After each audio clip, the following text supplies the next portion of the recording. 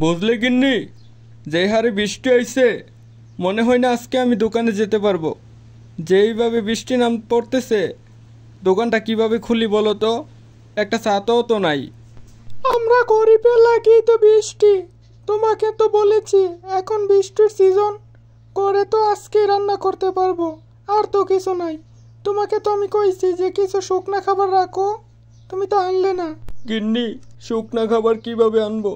দোকানটা না চালাইতে পারলে তো আমার হাতে কিছু পয়সাও নাই যে আমি শুকনা খাবার আনবো। আমরা গরিবের লাগেই তো বৃষ্টি। কই গো, তুমি দেখো বৃষ্টি শেষ হয় কিনা। বৃষ্টি শেষ হলে দোকানটা খুলো।